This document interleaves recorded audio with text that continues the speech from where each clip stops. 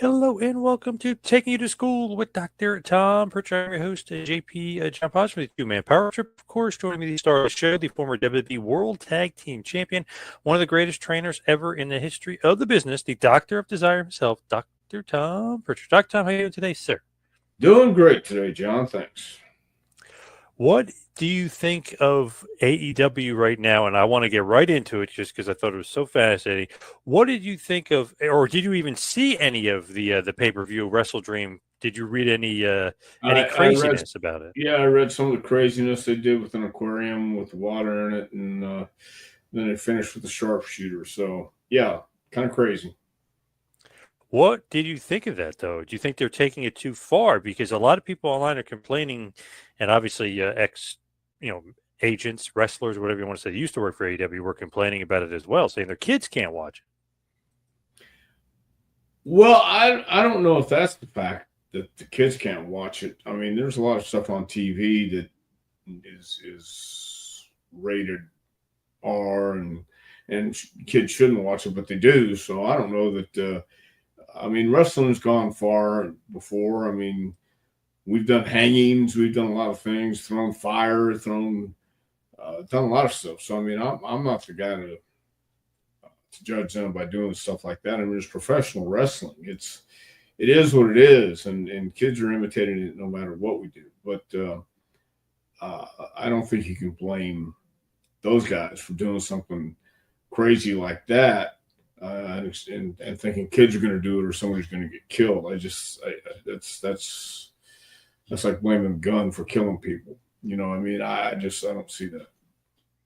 Right. It's obviously the person, who's doing it. Darby and Moxley seem like they keep upping the ante, like the flamethrower. He's trying to kill him. He's trying to cut his ear off. Like they just keep they keep raising the ante on the feud.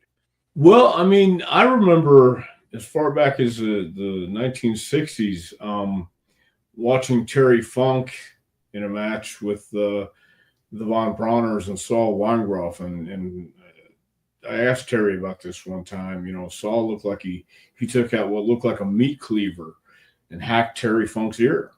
So I mean, that was back in the '60s, and professional wrestling has always been outrageous, and it's always been uh, crazy. And people want to choose what they want to choose to blame. Um, to find something to hang their hat on and blame professional wrestling for it, I think is just crazy. That's what I think. I think it's within the boundaries of entertainment, and people know it's entertainment, and then they want to scream and yell about doing stuff that is a little bit edgy. So I just, to me, it's one of those things where I think you got to keep pushing the envelope to a point, but I don't think everybody should get up in arms just because Moxley was trying to, or Moxley was trying to drown Darby in a fish tank. I think that's Terry Funk again put a plastic bag over Ric Flair's head on TBS, right? And they got a lot of calls and a lot of complaints about that too. So I just think it's par for the course, and there's always going to come along those times that guys push the limits, and they're gonna catch heat over it. But so be it. That's what I think. Yeah, AEW's done that before with Darby. I think it was Danielson and Moxley with the bag, the plastic bag. But people didn't realize they actually are taking a lot of the stuff from Terry Funk and crazy stuff that Funk has done through the years. Right. So yeah. So I mean, that's I don't think you can. I mean, I don't think you can blame a certain genre. There's movies out there. There's a lot of stuff out there in the entertainment world, and professional wrestling is in the entertainment world. So it's hard for me to take somebody seriously when they want to blame wrestling for the ills of society, if you will. here it is. What people were up in arms about. Let's show the picture as I have it right here. This is what a lot of people were going crazy about. So you got Darby kind of incapacitated by the Death Riders, and obviously Moxley is trying to make him quit. They got a fish tank. He puts his head in the fish tank, and obviously Darby doesn't quit there. Darby ends up winning the I Quit match, but this was one of the spots where he was trying to get Darby to quit. Yeah, it's again going back to the movies and going back to certain aspects of entertainment. What pisses me off is Darby's hands are by his side. I mean, I would be trying to at least have my hands where it looks like I'm trying not to be drowned. And is it extreme? Of course it is, but these guys are extreme, and it was supposed to be an I Quit match. So I mean, they're going to keep raising the bar no matter what, and it's professional wrestling, and it's always pushed the boundaries, I think. So that's how I feel about it. You know what's crazy? Like some of the stuff that they've done in this feud with the body bags and things like that, it was actually done in the cartoony WWE in the early 90s with Undertaker when he was doing the body bag gimmick and the body bag match. Him and Warrior had the body bag match, like the big feud, and they would have several of those, and they would travel around the country doing those matches. So they've done body bag stuff before. I don't know if people have not paying attention to it. Even the cartoon. Right. Well, they've had Inferno matches. They've had the flames around the ring. I mean, that's crazy. And buried alive matches and things like that. So they killed Paul Bearer. They filled up his thing with concrete. Yep. I mean, so look, it's nothing new. I just think that some people want to look at that and bitch or complain or whatever they want to do. But I think it's par for the course. It's professional wrestling, and it's always pushed boundaries. Here's another crazy one that happened in the cartoon world of WWE in the late or early 1990s, but really late 1991, heading into 92 was the Macho Man Jake the Snake feud. And if you remember, Jake brought a Cobra into the ring. Not only did he basically slap Elizabeth and kind of slap, which is crazy to, wow, man on woman, I can't believe he slapped her and he pushed her to the ground. Then he tied up Savage and put a Cobra, and the Cobra bit Savage. Basically, they couldn't get it off. Savage is bleeding like crazy because of the Cobra. So that was in cartoony WWF. Right. And they showed little kids crying and people shocked and things like that. I mean, it's nothing new. And that's part of professional wrestling that is missing, in my opinion, and where people at least had their doubts. And there was no doubt when the snake bit Randy. It was a snake, and it was pretty much attached. He was biting the living hell out of Randy Savage. So I mean, we're going to see a murder on TV where John Moxley actually drowned Darby Allin? No, of course not. But I mean, it's the drama. It's the suspense. It's the what if. And if kids are going to copy it, well, then whose fault is that? That if the parents don't want them to watch wrestling, then don't let them watch wrestling. I mean, I knew people who weren't allowed to watch wrestling growing up, and they turned out just fine. And I knew people who watched wrestling growing up, and they turned out just fine. So, yeah. And this is the pay-per-view, so you had to pay to view it as well. So it's not like it's on free TV. You can just turn it on and it happens. It's a crazy I Quit match on a pay-per-view that you paid for. Right. And there's people out there who like that kind of stuff, and there's people out there who don't. So, I mean, once again, if you watched any of the Ed Gein series with Monster on Netflix, I mean, I've watched a couple of those recently, and it's disturbing to a point, but it's also entertainment. And you don't have to watch it, and if you don't want to. But I think it's the same thing with this. You don't have to watch it. And if the kids watch it, and they're that impressionable, which some are, but those people are going to be impressionable no matter what you do, no matter what you see. So I think a normal, healthy child will understand. Well, I would hope so. I hope they would understand what they're seeing is entertainment. Now, my son does not watch AEW. He's not interested for whatever reason, so I don't have that problem. But he did. We were watching the Macho Man Jake the Snake thing, and I know people are like, "Oh, I can't believe it," but he wanted to see it. He was like, "Oh, that sounds so like cool. What the hell happened there?" So he wanted to see it. And he liked it. He just was like, "Man, that guy Jake Roberts is scary." I'm like, "Tell me about it." I was scared to death of him as a kid too. Yeah, that was authentic. That was real, and I think that's a huge element that's missing today: the realism, the authenticity, and even in all forms of entertainment, you want to be authentic and real. And you read about how actors get into a part or do something to to believe and play their part better.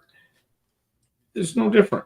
I think once again Terry Funk, going back to him because he did a lot of crazy stuff, but he started working sometimes before he left the house, and he just worked himself into a shoot.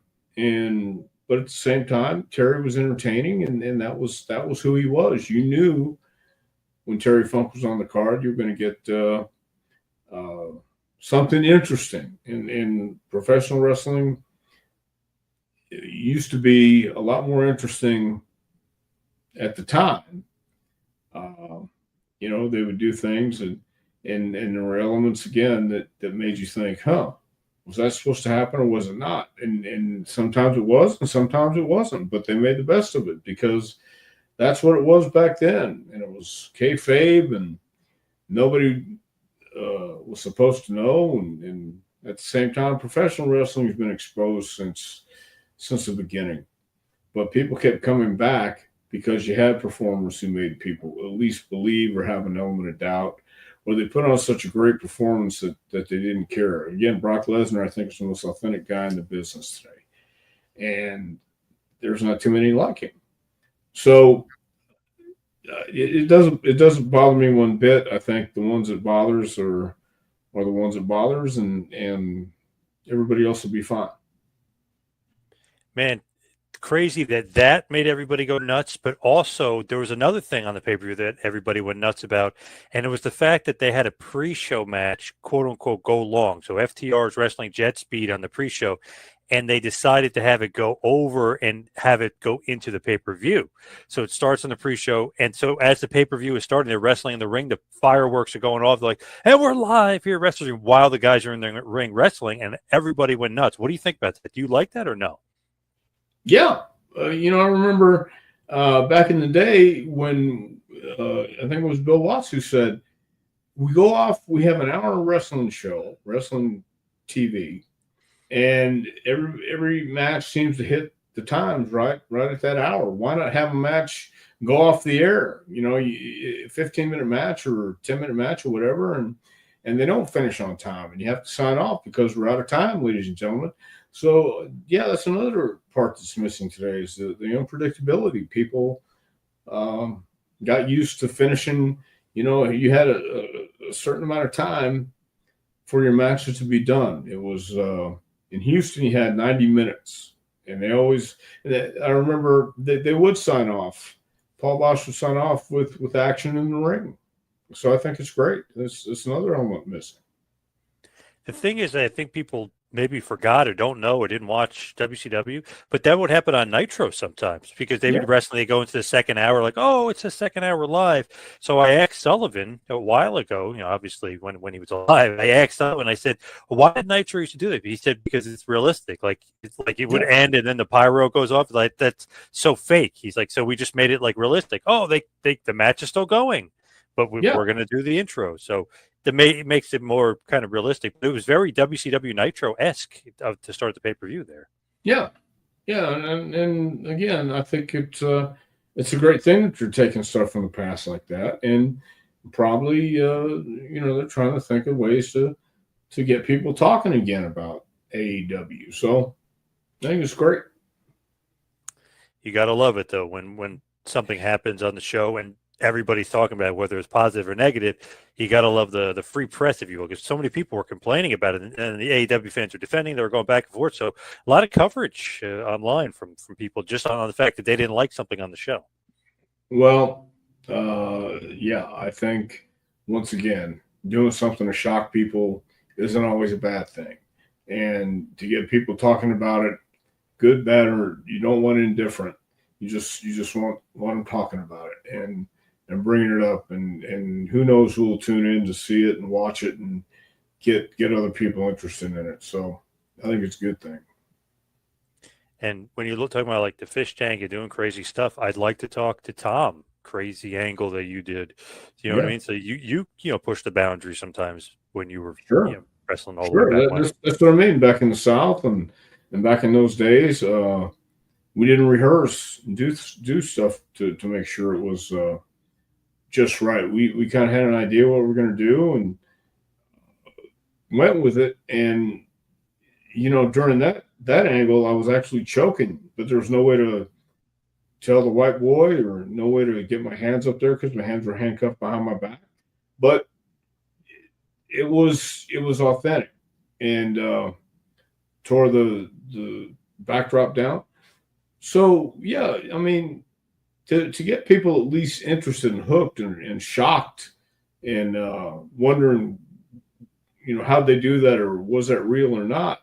Obviously Darby was in the water. He's holding his breath, and you knew he wasn't going to die. You wouldn't think he would. Not, they're not going to let that happen on a live pay-per-view show. And it was in St. Louis, so they couldn't do blood, couldn't do a lot of stuff, but they managed to get around it and still get people talking about it. So I think their mission was accomplished. Plus, he's kind of drowning him, but he wants him to say "I quit." So it's like quit, and then you bring, you know what I mean? He's not going to keep him there. He's trying to make him quit.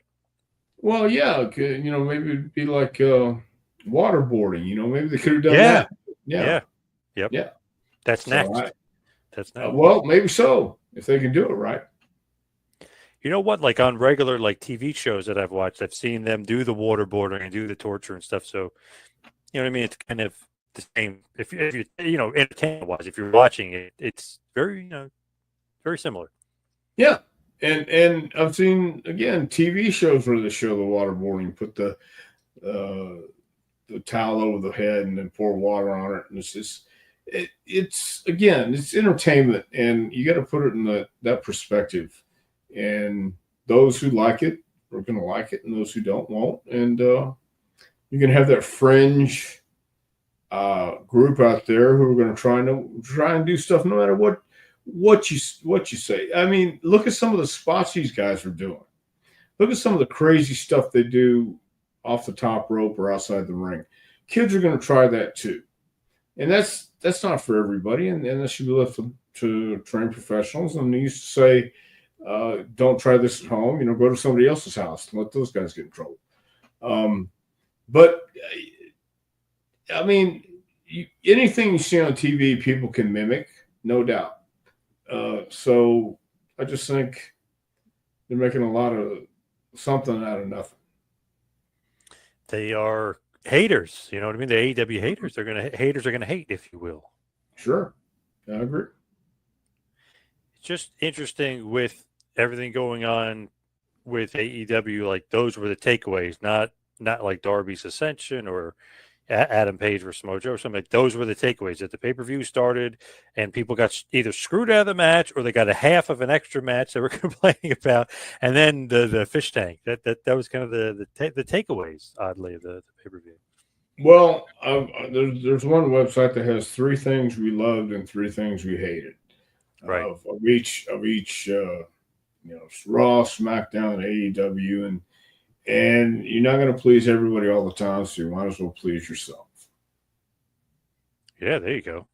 Yeah. Good recommendation. Is Monster, by the way, do you recommend that, the Ed Gaines story? Is that good?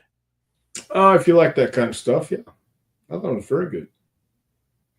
I'm trying to think if there was another one of those, like a Ted Bundy one, or There probably is. There's a series of them, but it's one of those things that they take a lot of creative liberties as they do with all stuff like that. But it's just interesting how they make things up and how they make it interesting. And appealing to people who like that stuff. I'd read the reviews where they said it was slow starting out, and some people liked it, some people didn't. But I thought it was fine. It was like 8 episodes. I'm on number 5 right now, so I thought it was great. Oh, you're getting through it. You're binging Yep. it a little bit there. Nice. Okay. Well, yeah. Now, moving on to WWE, just was kind of curious. What do you think of the usage of Jacob Fatu? Because he's a heel, he's awesome, one of the hottest guys. He got so over, they kind of had to turn him babyface, or had the feeling that they kind of had to turn him babyface. What do you think about it? Right now, they said he's injured due to dental issues or something. Somebody attacked him backstage. Drew McIntyre says it wasn't him. So obviously, he's going to be out just for maybe a couple more weeks, and he's injured, quote unquote. What do you think about just his usage? Do you like that he's a babyface? Do you think they should just heel? Because I mean, he's got to be easily one of the best guys in the company to me. Yeah, well, I saw him in MLW, and he was talented beyond many of the guys they had there. And it was only a matter of time. I mean, how do you boo? How do you hate a guy like that? I mean, it's just he's so talented and so good. He can be himself, and I think it's a great idea to let him be himself and let the people choose, and they obviously have. So, yeah, I think he's one of the more talented guys on the roster, and I think he's got a great future ahead. Are you liking the fact that he's kind of being used as like an injury angle, if you will, with him? Like, do you like the fact that he kind of looked like he got his ass kicked and he's bleeding and all this other stuff? Like, basically trying to make him a sympathetic guy when he's kind of just one of those ass kickers that you kind of, I don't know if I buy him in that sympathetic babyface type of role. You know what I mean? Well, if he had to have surgery on his teeth or mouth or whatever it is, and I mean, you had to write him out and figure your way out, and that gives him something to come back for too. So, I don't mind that so much. Everybody's got their Achilles heel and some kind of weakness that somebody can prey on. So I don't mind that either. Jacob will come back and he'll be right in the mix. Sticking on WWE, I don't know if you saw this or not. I found it's very interesting. So I was on WrestleNomics, which I always go on. Brandon Thurston does a great job, WrestleNomics.com. He's over there. He always does great stuff. So he did this whole research thing about how the ticket prices of WWE right now are, they're kind of out of control to a certain degree, a certain amount. So under TKO, since the TKO mergers or since TKO bought WWE, the ticket prices have exactly doubled. So they're charging double the amount. Are you shocked at that, or does that sound about right? Well, the prices have been going up for the last year anyway. I'm not shocked. I don't think it behooves your average wrestling fan that used to go, but that we're not playing to your average wrestling fan anymore. I mean, obviously, it's one of those things that I think WWE doesn't go to as many towns as they used to. They're not doing the house shows, and so they've got to figure out a way to make a profit, I guess. And no, it really doesn't shock me after all that's been going on with TKO and ticket prices. I heard even getting comps these days is kind of sketchy. They're not giving out comps like they used to. So yes, I've heard that asking for comps or getting comps is like a no, not going to happen. Right. So I mean, yeah, it's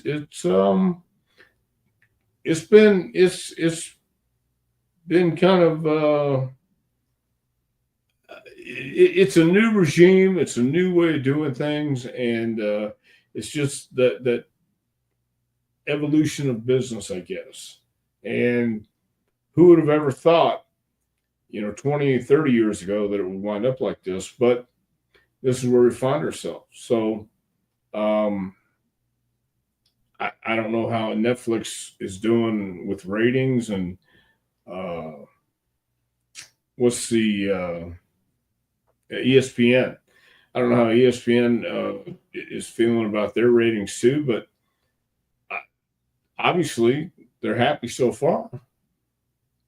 Interesting with that because Netflix just came out and said they surged, and Cody Rhodes was invited to some Netflix premiere or something about their third quarter and how they surged and they were making so much money. And WWE basically averages between 2.4 and 2.6 million a week each week for Raw, which is people were saying was horrible, blah blah, but it's always in Netflix's top 10, so it's got to be pretty good, for Netflix. And to invite Cody there and really pump up WWE and basically say a lot of the WWE fans, when Raw went there, purchased Netflix, so that made their stock price go up, which means their money is going up. All their financials are going up. So obviously they're liking it, and ESPN just came out and said they were liking it. I just saw a buddy of mine, Steve Mulhausen. He's a writer for The Zone and a bunch of different spots. Spoke to somebody at ESPN. They're very happy with WWE after WrestleLusa, and they don't reveal numbers. ESPN says it's not something that they typically do, but they are very happy, is what the report was. Well, streaming TV has changed everything. So, you can watch when you want, and I think that's a great thing.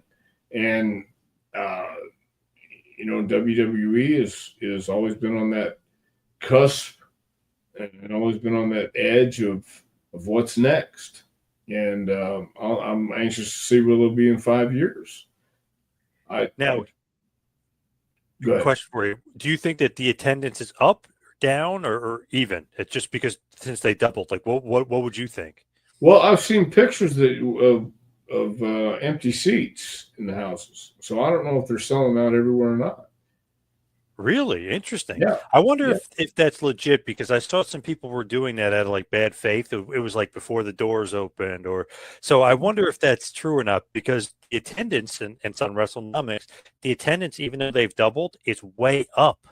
Yeah. So not only have they hit the sweet spot as far as where people want to spend the money, which is crazy because it's double, and I don't want to spend it, but sometimes I have. But crazy, the attendance is actually up. So TKO kind of maybe hit the sweet spot somehow. Well, for anything, concerts, special events, Disney on Ice. What is it called? Disney on Ice these days? Yeah. Oh, yeah. Okay. So Disney on Ice came to Knoxville, and we looked at, I think tickets were, $250, $300. So any place you're going to go these days for anything is going to be in that price range. So I think they're just keeping up, and so it doesn't surprise me that the houses have doubled and people are still going to watch wrestling, because they don't come all the time. They're all over the place, and it's a global brand. And they just got back from Japan, Australia, and they're going to Saudi Arabia. They're on the West Coast and the East Coast. I mean, they're going all over the place, and it's not like a weekly wrestling card anymore. It's a special event, and they make it a show, and you get a hell of a show when you go and watch WWE. They make sure their production is first class, and you're not going to see anything else like it. I am going to go to the holiday tour. So that little small house show run that they've got. I'm going to go to Connecticut, me and my son. $90 a ticket plus fees and stuff. So not terrible for Connecticut. Had it been MSG, I'm sure it would be double, but because they're not running MSG this year because they got the John Cena November Raw, so they're not going to do Cena, or they're not going to do the holiday tour like they normally do in MSG. But those tickets are usually pretty expensive. So decent in Connecticut. Just maybe New York is nuts for what they charge. Where in Connecticut are they? Bridgeport. Oh, okay. Well, so, obviously not too far away from New York. Yeah. Yeah. Well, that's good. Yeah, that's what I mean. They're not going to every city, so people are going to take the opportunity to go see the superstars. And Cody and Roman Reigns and Jay and Jimmy Uso. My God, LA Knight, CM Punk. Seth Rollins, Braun Breaker, all those guys, they're presented as stars, and they look like stars. They look like somebody special. And when I go to a show, I don't want to see dogs and cats. I want to see, lions, tigers, elephants. I want to see something extraordinary and different, and not something I see every day. So if I'm going to go see something, I want to see a spectacle. I want to see somebody do something that nobody else can do. Now, here is just another interesting thing I wanted to bring up because I thought it was kind of crazy with the whole Andrade situation. So remember we had talked about like, oh, he's got a 90-day no compete. He showed up in AEW. He got a cease and desist letter. So then from WWE, so then he couldn't be in AEW right now. So now he's kind of MIA. He didn't do a match in Mexico like with La Parka that he was supposed to do. Like, what is going on with WWE? What's going on with AEW? Andrade, where is he? So now he's lawyered up and he's trying to figure out the WWE contract, which I guess can be a little confusing. Now they're saying it's a 1 year non-compete because he got fired. Crazy. We were going from he got no, it got erased because he got fired, so there was no non-compete. Then it was 90 days. Now they're saying it could be up to a year. Is that nuts or what? Well, that is nuts. I mean, can he wrestle anywhere else but AEW, or is he banned from wrestling anywhere? So he can wrestle like the Crash promotion in Mexico, which is kind of like a very, very high up, high end indie in Mexico. So he's been wrestling for them, and that's good and fine. And I don't know, but he might be able to wrestle for CMLL, but and maybe New Japan if New Japan's interested, but I don't think they are. But he can wrestle in AEW supposedly for a year.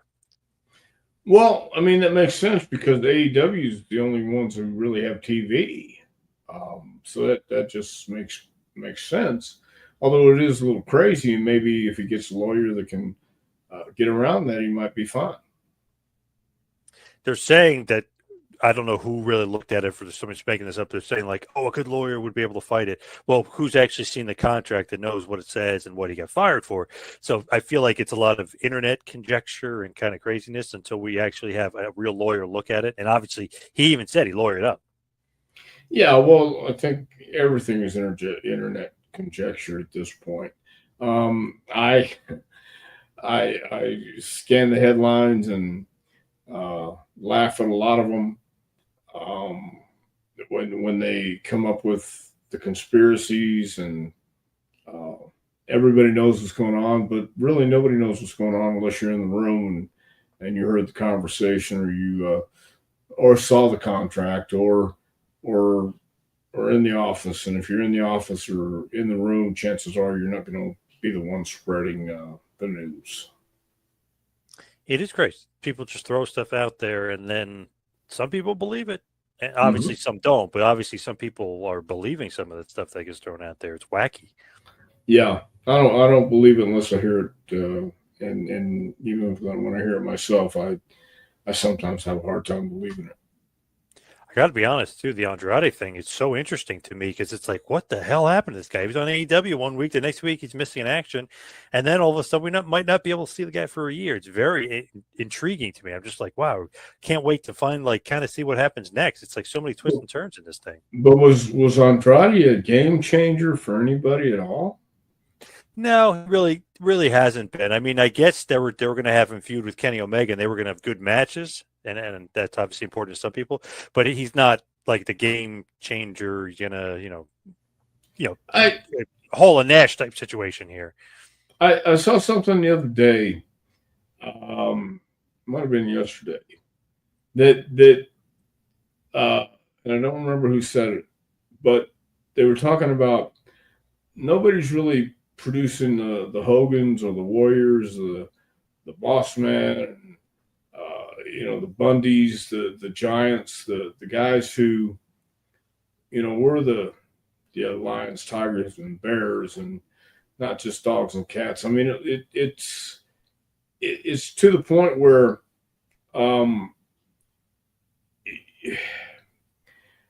you have to have somebody special and that interesting persona, that charismatic enigma, if you will. And I don't know anybody, with the exception of WWE, who has that kind of those kind of draws, those kind of people. Darby's interesting to the point. Sting is Sting, and Moxley's Moxley, but Hangman Adam Page, I don't know how he became the world champion of AEW. But I just don't.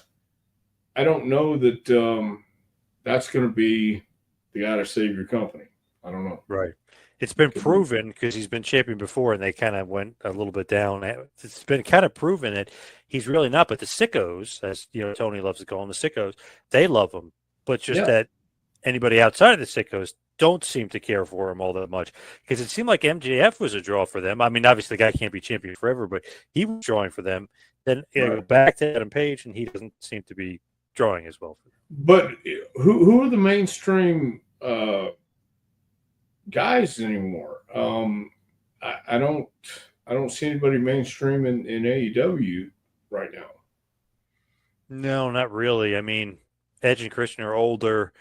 Bryan Danielson's retired. It's just like and Sting's basically retired. I know he made a surprise appearance, but he's basically retired. So they don't really have any mainstream guys. Jericho's supposedly gone.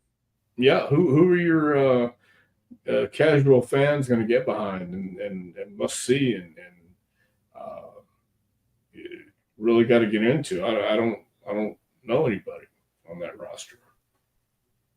It's interesting. And then Darby had that interview with Ariel Helwani, which is great because, very, very popular show.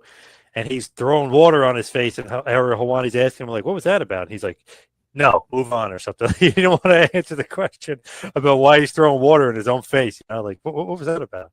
So, he's a little wacky for sure. Well, I like wacky. I like different. I like eccentric.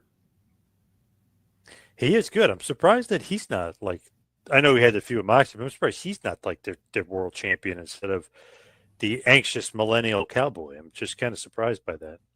Well, I'm surprised by a lot of things these days, but then again, I'm not surprised. I wonder who else is out there that's going to make an impact. And the crazy thing about that is, it seems like there's a lot of retirements kind of on the horizon. So John Cena obviously will be retiring in December this year, in a couple of months.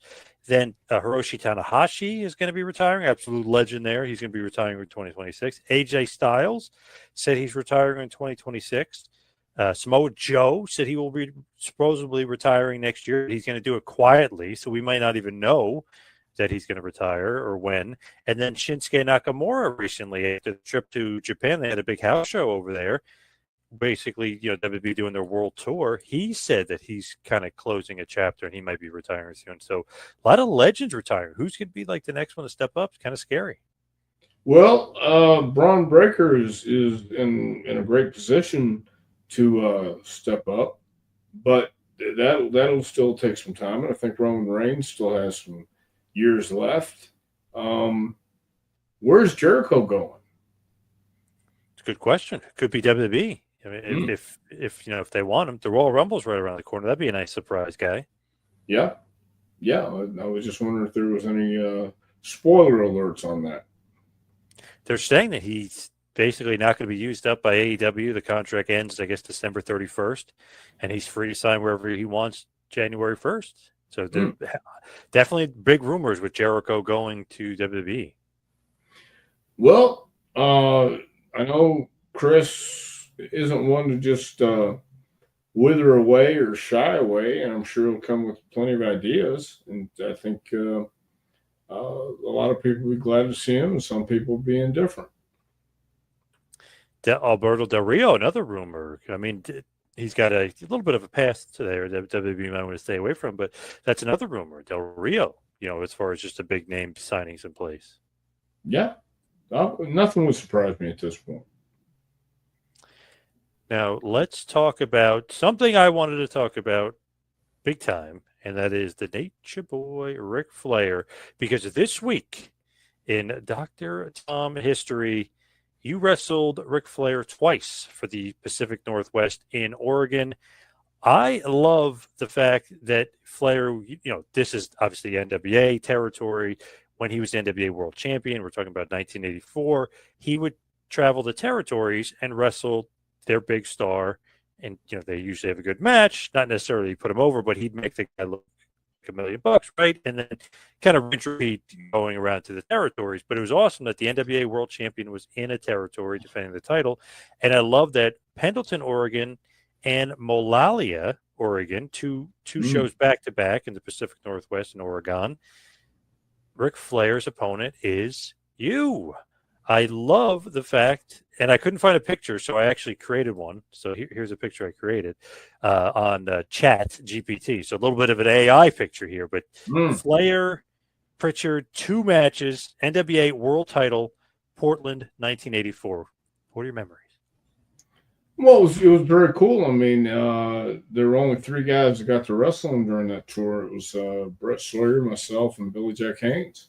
Billy had him in Oregon and Seattle, I think, and Brett had him in 2 towns. I had him in 2 towns. So it was very cool. I think I was 25. What year was it? 1984. Okay. In 1984, then I was 24, 25. So, yeah, it was very cool. And went out and did a Ric Flair match. And it was I'm glad I got to do it. And I don't think I would have got to do it anywhere else except Portland. So it was very cool.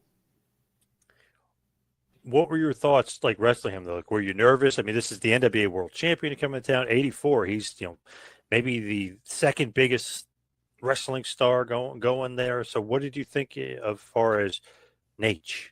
Well, I knew we weren't going to go 60 minutes. It was a spot show. So, but I think we went about 45, or I don't even know what the time was. But yeah, it was exciting. I was a little nervous, of course, but he put me at ease out there, and we did all the Ric Flair spots, and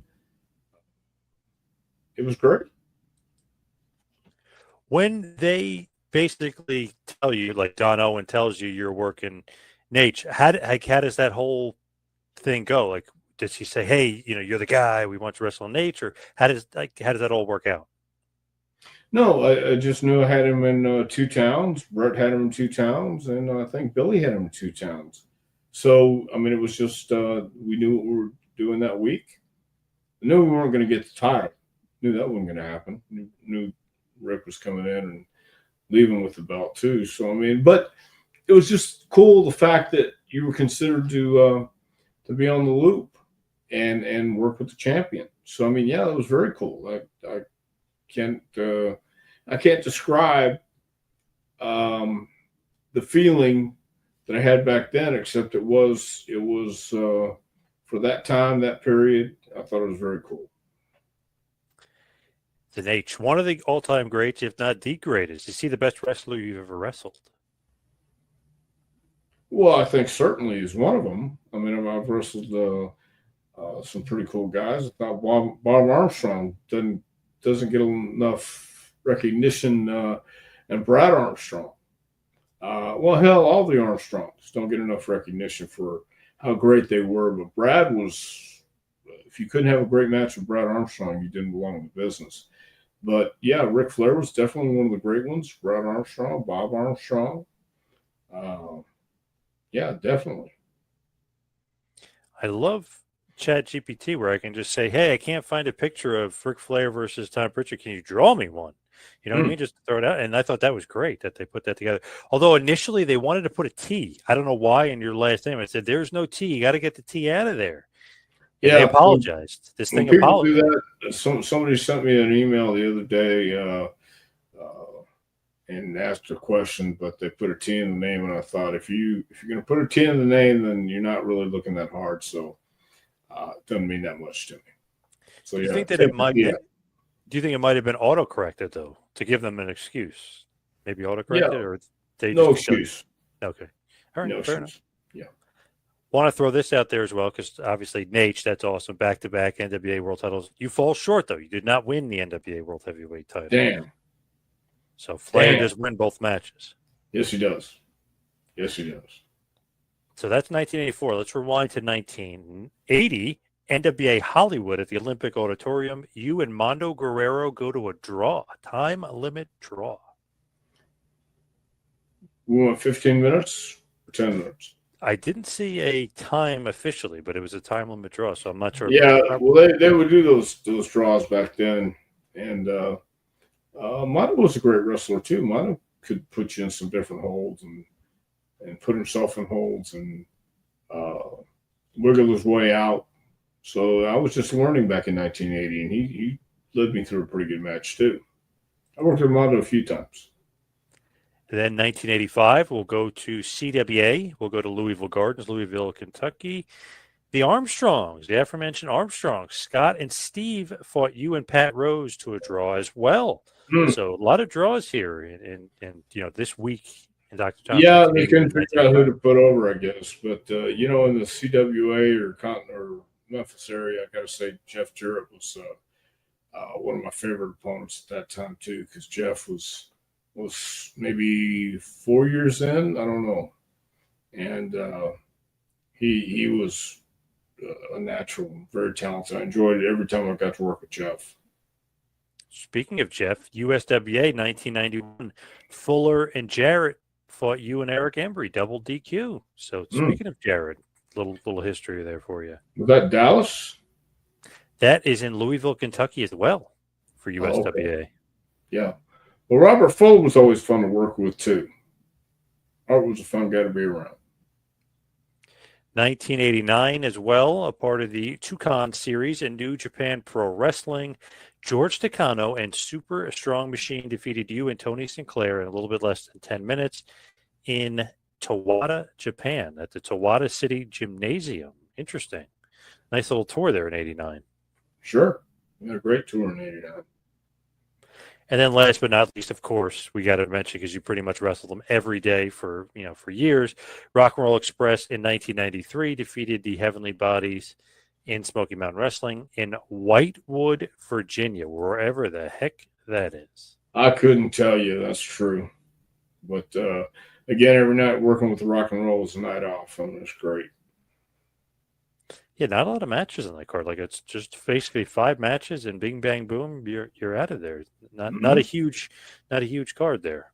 Well, that's the way it should be. I mean, you don't want to run a 4 or 5 hour show on a spot show like that. You want to do at least 2.5 or 2 hours, 3 hours at the most. But yeah, I think we ran like a 2 hour show, 2.5 hour show, and on the road. All right, let's wrap this bad boy up. Head towards the plugs. You follow me on Twitter and Instagram at 2Man Power Trip. How about you, Dr. Tom? Well, you can look at me on Twitter at Dr. Tom Prichard, and also email me at drjohnprichard@gmail.com. Do you have any books left as well? Plenty of books. If you want a free book, just email me. Not a free book, just if you want a book, email me. Free autograph on that book. Free autograph, yeah. There you go. All right. Thank you, Dr. Tom. Thank you, everybody out there, for listening. We'll see you right back here next time for a little Taking to School with Dr. Tom Prichard. See you next